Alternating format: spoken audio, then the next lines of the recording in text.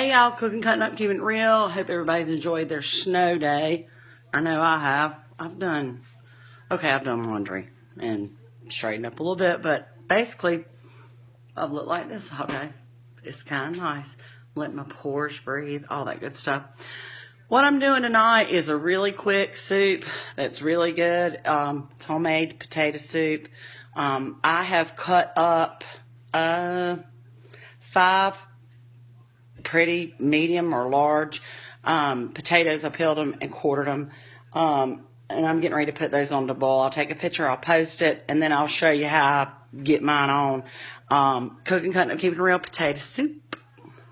Yeah, I'm cooking, cutting up, keeping it real. We're going to finish out this potato soup. As you can see, I boiled these potatoes, and I used a fork to make sure they were good and soft. Now, here's how I do mine. I put about 4 tablespoons or so of butter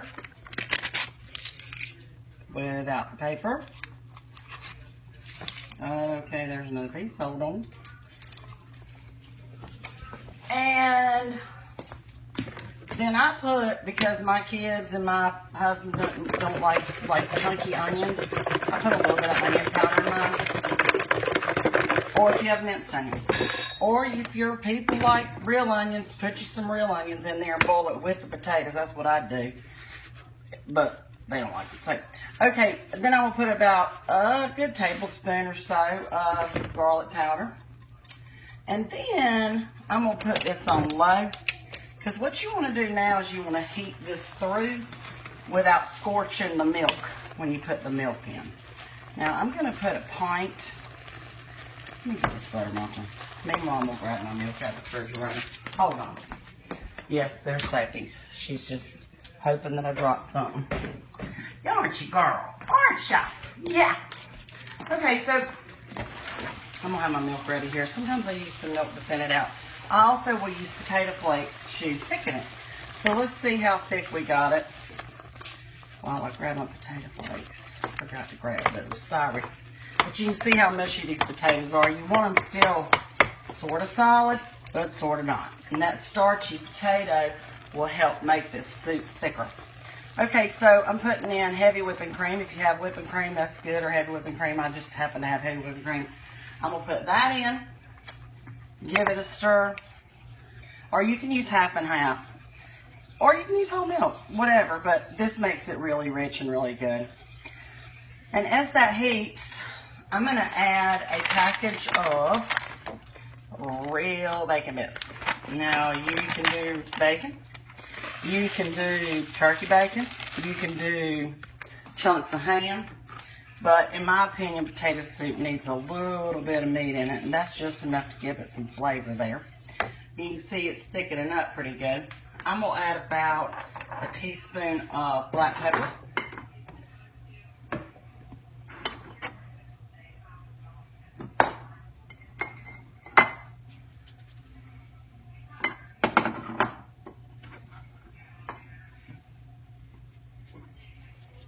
Whatever you would put on a loaded baked potato. Some people put sour cream in theirs, which is fine. Okay, so I got my bacon bits in. Now I'm going to add about a half a cup of shredded cheddar. And then when I serve mine, I add cheddar on top of it, like on each bowl. Sometimes I use Parmesan cheese. Just depends on what I've got. And again, what you like. Use what you like. I love sharp cheddar and I love Colby Jack. So, like I say, use what you got. And usually I end up making potato soup on days like today that are unexpected days off, snowed in. So I usually have potatoes. I don't always have whipping cream, so I have made it with just milk before.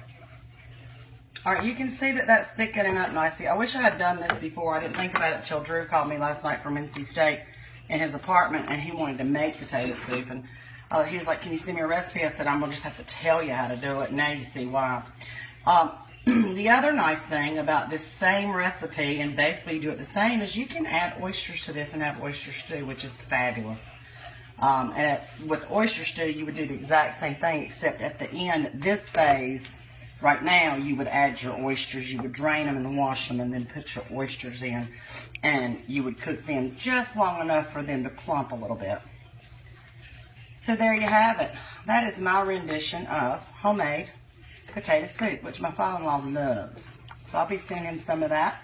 I usually do grilled cheese with it, or just cheese bread if I have Italian bread or French bread. So cooking, cutting up, keeping it real, and keep it warm because it is cold.